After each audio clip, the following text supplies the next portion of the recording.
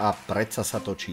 Točí sa zem, točia sa turbíny lietadiel, kolesá aut na plné obrátky, premiestňujú sa ľudia z miesta na miesto. Svet je neustále v pohybe. Medzi štyrmi stenami panelákov nechcú ostať ani nevidiaci. Vziať palicu, zavrieť za sebou dvere a vykročiť do sveta. Lenže kam? S dlhou bielou palicou dovidia tak na meter a pol. No a do papierovej mapy či do bežnej navigácie v mobile nedovidia už vôbec.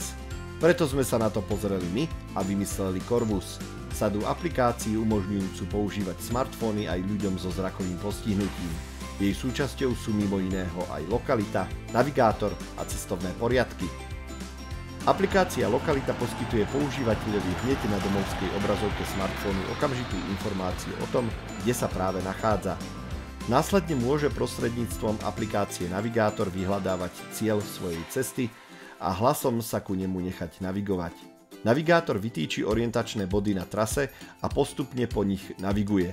Nevidiaci vždy vie, v ktorom smere a ako ďaleko sa od neho ďalší orientačný bod nachádza.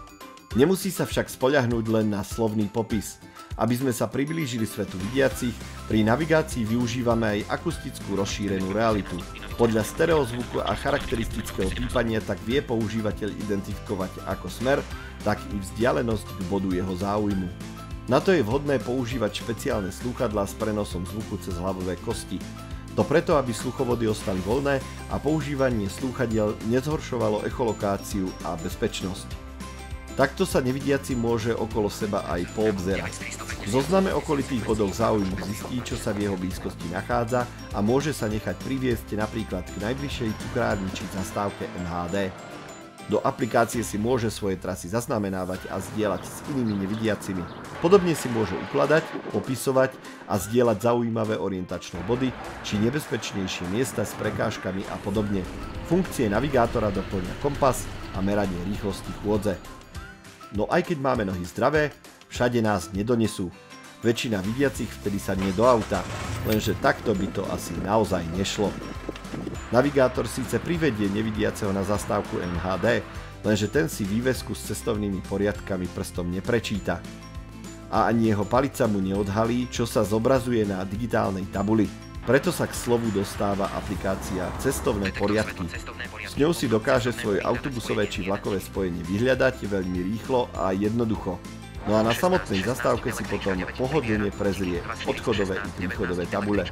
V závislosti od dopravcu a konkrétneho miesta sa môže dozvedieť aj informácie o nástupištiach či meškaní spojov. Spojenia je možné vyhľadávať aj hlasovými povelmi. Vyhľadaj spojenie Ružomberok čiarka Bratislava. Okno, vyhľadať spojenie, položka, cestovný poriadok, vlaky plus autobusy, odkiaľ Ružomberok, 2 kam Bratislava, 3 Samozrejmosťou je prezeranie podrobných informácií o spojoch či efektívne vyhľadávanie prestupových spojov vrátane šikovného listovania v následných spojoch. To ak nevidiacemu napríklad nevyhovuje čas potrebný na prestup. Vyhľadávanie je tiež možné uložiť a zdieľať. Vďaka tomu, že spomínané aplikácie spolu navzájom komunikujú, ľahšie je napríklad orientácia medzi zastávkami v prestupových bodoch, ale možné je nastaviť aj upozornenie na vystupovanie z vozidla v dostatočnom časovom predstihu a podobne. Pracujem v inom meste ako bývam, takže cestovné poriadky a navigáciu využívam. A hlavne na praktické veci, ako keď potrebujem zistiť, kedy mi príde autobus, no a potom na ktorej zastávke vystúpiť, alebo keď idem na nejaké nové miesta v rámci práce napríklad, tak to nové miesto, na ktoré idem, aby som vedela nájsť. Dôležité je, že používatelia Corvusu sa nemusia spoliehať len na to, čo im v našom prostredí ponúkame. Vďaka nášmu prepracovanému čítaču obrazovky môžu tiež nakupovať cestovné lístky a využívať mnoho funkcií priamo v aplikáciách jednotlivých dopravcov. Navigačné dáta čerpá Corvus z viacerých mapových podkladov. Podporuje OpenStreetMaps, ale aj Google Maps. Nevidiaci si na rozdiel od vidiaceho zrakom nedokáže overiť, či mu aplikácia poskytuje správne informácie. Preto je pre nás najdôležitejšou spoľahlivosť jednotlivých funkcií. Samozrejme ani nevidiaci nesmie zabúdať dbať na svoju bezpečnosť. Ak by aj napriek všetkému zablúdil, jednoducho dokáže poslať informáciu o svojej polohe svojej rodine či asistentovi. Dokonca ak im to predom povolí, v prípade potreby sami dokážu zistiť jeho polohu.